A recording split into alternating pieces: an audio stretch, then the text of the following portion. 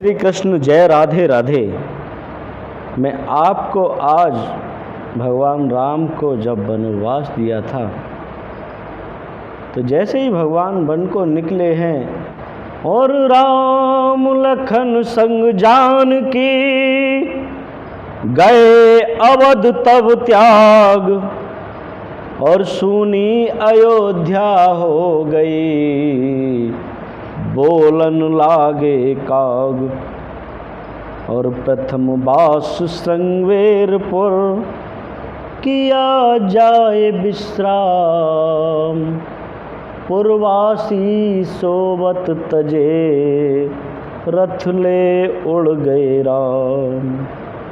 द्वितीय बास तमसा नदी किया गंग की पार केवट से कहने लगे भैया हमको तू पार उतार। लेखक ने लिखा है श्री लखन लाल लघु भ्रात बिसंग में धाये। जैसे ही भगवान को वनवास हुआ तो सुनते ही कि भगवान को वनवास हुआ है तो उनके साथ लक्ष्मण भी दौड़े दौड़े चले आए और कहने लगे मैं भी बन जाऊंगा, और भगवान का पीछा नहीं छोड़ा और उनके साथ लग लिए।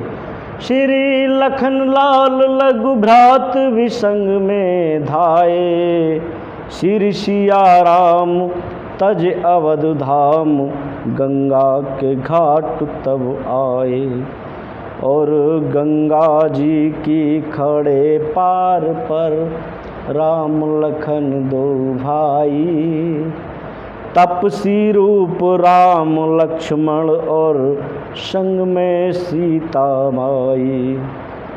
हाथ जोड़ कर करे प्रार्थना सुन केवट मेरे भाई हम है पथिक अत्यंत दूर के बार बार नहीं आई। तपसी रूप में खड़े भगवान अपनी अर्धांगिनी सीता और अनुज लक्ष्मण के साथ केवट से विनय कर रहे हैं और उस पार जाने के लिए बार बार कह रहे हैं भैया हम बहुत अत्यंत दूर के हैं, बार बार नहीं आएंगे, आप हमारे लिए गंगा पार कर दीजिए। हम हैं पथिक अत्यंत दूर के बार बार नहीं आई। गंगा की धार कर हमें पार तू क्यों नहीं नैया लाए।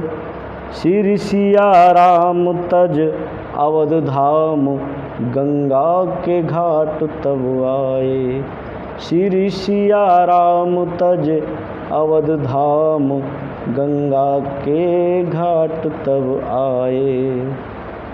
बोला केवट श्री राम से सुनो मेरी प्रभु बानी जो भी छल करना चाहो मैंने बात तुम्हारी जानी। पगरज लगत शिला से बन गई नार अहिल्या रानी बाई चरण मम काठ की नैया चाहत आज उड़ानी।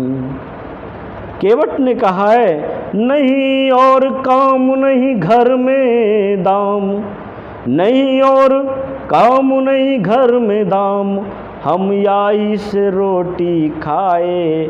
श्री सिया राम तज अवध धाम गंगा के घाट तब आए। और बाबा तुलसीदास ने भी लिखा है जैसे ही भगवान ने कहा है कि आप नैया लेके आइए, आप अपनी नाव लेके आइए, तो लिखा है गोस्वामी तुलसीदास जी ने मांगी नाव ना केवट आना कहे तुम्हार मरम में जाना। चरण कमल रज कहू सब कही मानस करने मूर कछु एहि। मांगी नाव न केवट आना, नाव को बार बार मांग रहे हैं भगवान, लेकिन केवट बार बार मना कर देता है कहता है मैं नाव नहीं लेके आ सकता। केवट कहने लगा मैंने तुम्हारा मर्म जान लिया है। तुम्हारे चरण कमलों की धूली के लिए सब लोग कहते हैं कि वह मनुष्य बना देने वाली कोई जड़ी है।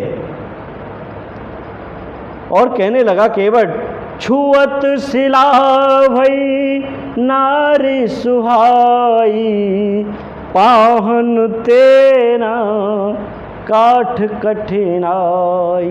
केवट कहने लगा आपके चरण की धूली लगते ही पत्थर बनी हुई शिला एक स्त्री का रूप धारण कर आकाश मार्ग को उड़ी चली गई। और ये तो मेरी लकड़ी की नाव है प्रभु, ये तो मेरी लकड़ी की नाव है। कह रहे पाहन पाहन तेन काठ कठिनाई, और आपको बहुत ही कठिन नहीं है, आपकी धूली से नहीं, आपके थोड़ा सा स्पर्श होते ही मेरी लकड़ी की नाव का तो पता नहीं लगेगा, पता न कहाँ चली जाएगी। कहने लगा जिसके तरने मुने घेरे नी होए जाई, बाट पर मोरे नाव उड़ाई। जिसके छूते ही पत्थर की शिला सुंदर स्त्री हो गई, छुअत शिला भई नार सुहाई। जिसके छूते ही पत्थर की शिला सुंदर स्त्री हो गई। मेरी नाव तो लकड़ी की है, काठ पत्थर से कठोर होता नहीं है। मेरी नाव भी मुनि की स्त्री हो जाएगी और इस प्रकार मेरी नाव उड़ जाएगी और मैं तो लुट जाऊंगा, अथवा मेरा खाने कमाने का रास्ता भी रुक जाएगा। आप पार ना हो सकेंगे और मेरी रोजी रोटी मारी जाएगी। मेरे कमाने खाने की बस यही तो चारा है।